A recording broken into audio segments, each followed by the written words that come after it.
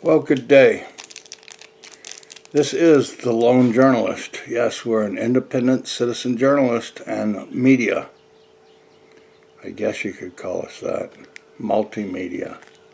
Another book review. A great book. I hope it's a good review.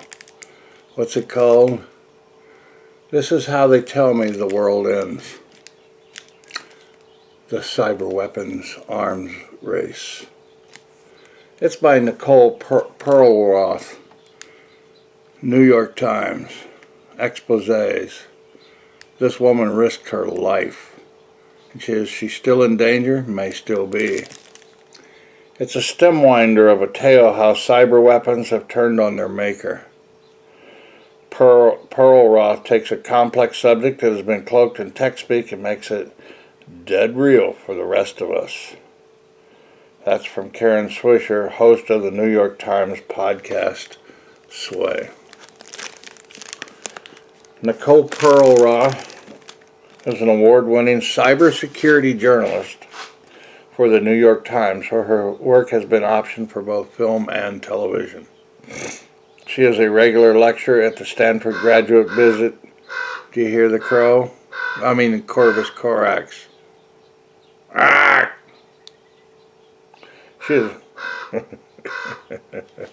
I think this bird is agreeing with us. It came down for sausages, I think.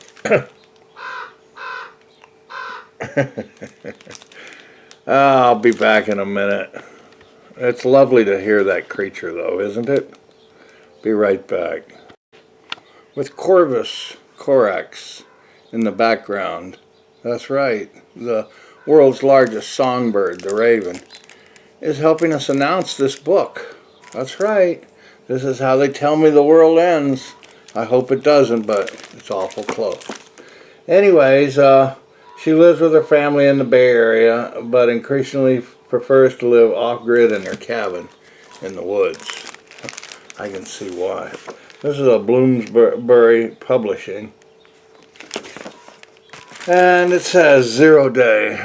That's an important term that we'll talk about a little bit here. 0 day, a software bug that allows hackers to break into your devices and move around undetected.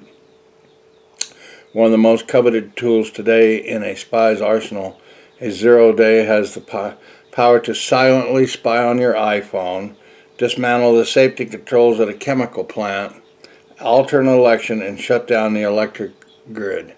Just ask Ukraine. For decades, under cover of classification levels and non-disclosure agreements, the United States government became the government's dominant hoarder of 0 days. U.S. government agents paid top dollar, first thousands and then later millions of dollars to hackers willing to sell their lock-picking code and their silence. Then the United States lost control of its hoard and the market. Now these 0 days are in the hands of hostile nations and mercenaries who do not care if your vote goes missing, your clean water is contaminated, or our nuclear plants melt down. Filled with spies, hackers, arms dealers, and a few unsung heroes, written like a thriller and a reference, This Is How They Tell Me the World Ends is an amazing feat of journalism, based on years of reporting and hundreds of interviews. New York Times reporter Nicole Perlroth lifts the curtain on a market in shadow, revealing the urgent threat faced by us all if we cannot bring the global cyber arms race to heel. Whew, what an amazing story. It took her a lot of years. A lot of people wouldn't talk to her. A lot of people didn't trust her.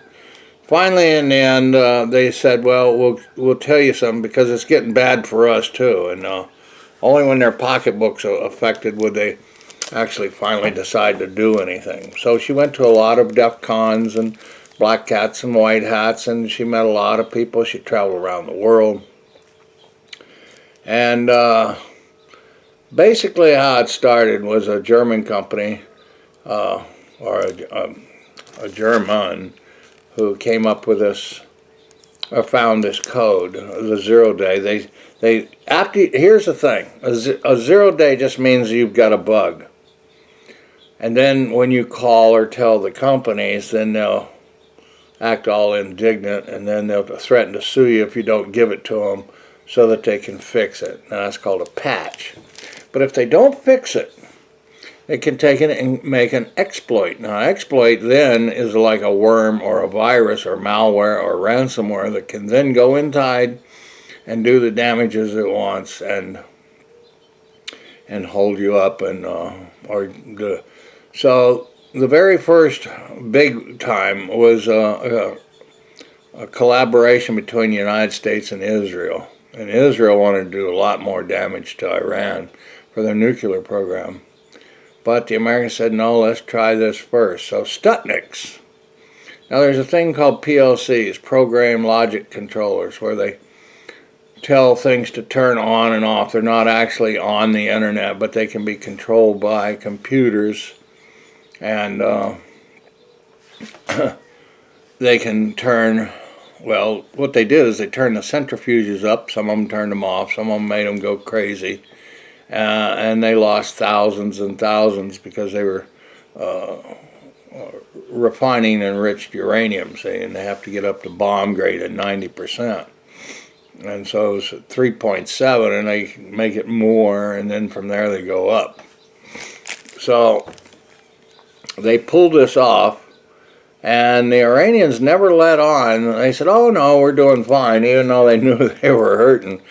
But they got back in the end. So NSA said, we'll take care of all of this. And so they allowed these 0 days. They kept collecting them, and then they'd make exploits. And then sometimes they would allow it, but other times they'd never even tell the companies. And that's our own spy agencies now. Other countries figured out, hey, we can do this too. So we're not the only fool in the wood patch, but other countries are too. But then it got turned the tables on us. They took the Stuxnets and started hacking American systems. And NSA wouldn't even acknowledge it. Then you had Snowden, who got peed off because he had to tell somebody, I guess. I don't know, but it didn't bode well for anybody, and it didn't do anything but get worse. So eventually, other hackers were first they'd sell to companies, and the companies would give them nothing, $50. And if you don't give it to us, we're going to bust you. So there were companies that came up like iDefense and all that. He started giving 50 to 100. And then the other guy said, heck, I'll give you 1,000. And it finally ends up that companies were giving $1.3 million for a remote jailbreak hack into iPhones, because iPhone is the top holy grail of if you can hack into that, you're doing pretty good. It takes a long time to find a bug, and then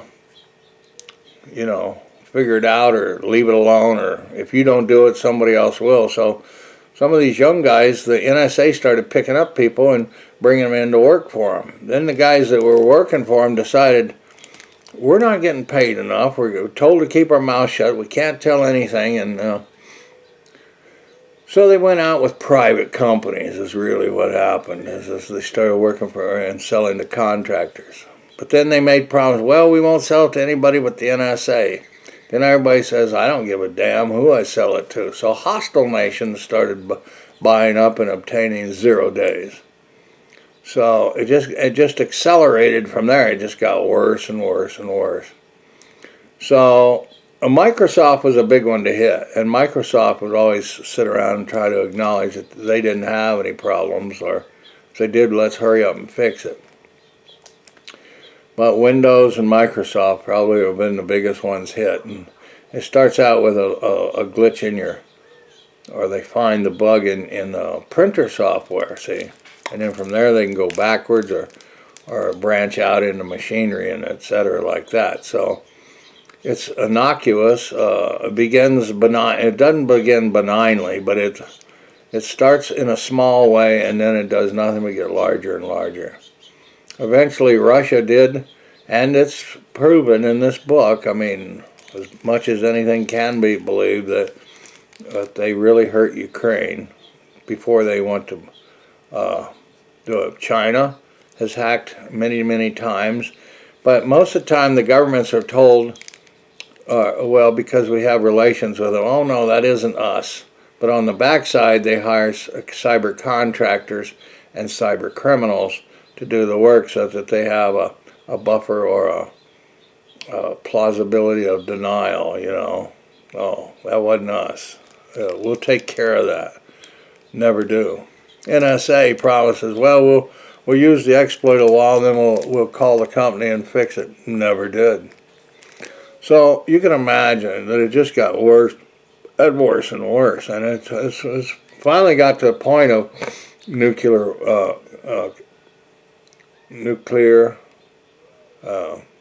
facilities nearly melting down, or all the safety's going off, power grids going down, and everything that you get, elections especially. 2016, well, 2015 was a real test bed and a start to really hurt our elections. Then it accelerated 2020, and that's why, and Arizona was a test bed, and that's why we had our governor lose in its race. Now they want to blame the Democrats, but I think the Democrats are too dumb, or don't believe it either, or are just as big a victim. So you can say what you want, but it's really foreign entities that don't care either way. First of all, they don't like freedom and democracy. And then, of course, we had our,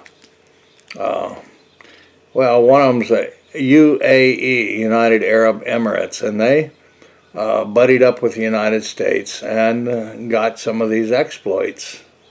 See, then we started selling or letting them use the exploits. We just didn't give them 0 days because some of them couldn't figure it out how to make the exploit. The exploit's what hurt you.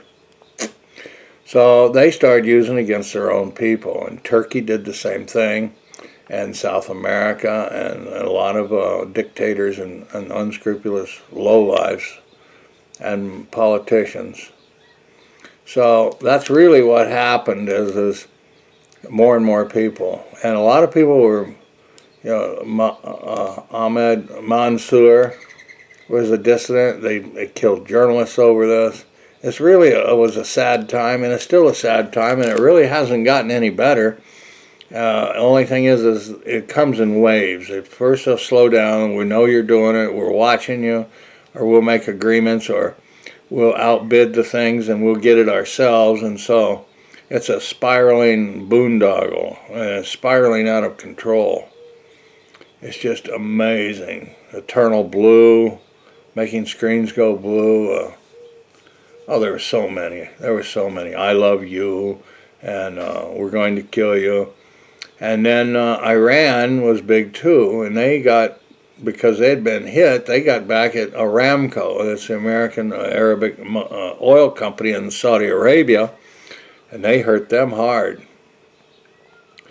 So it's little wonder that we're wondering why all these tensions are, and a lot of times you wonder what's wrong with your computer. Even Microsoft doesn't have a clue. And then they'll put up the false phishing that's called, well, call Microsoft, call this number, and then they, well, let us in your computer. And then that's how they eventually just walk through. Sometimes they'll leave a USB disk or a flash card or a hard drive or something around, and somebody will plug it in. There's a thing called air gapping where you keep the internet separate from your systems in your company or something.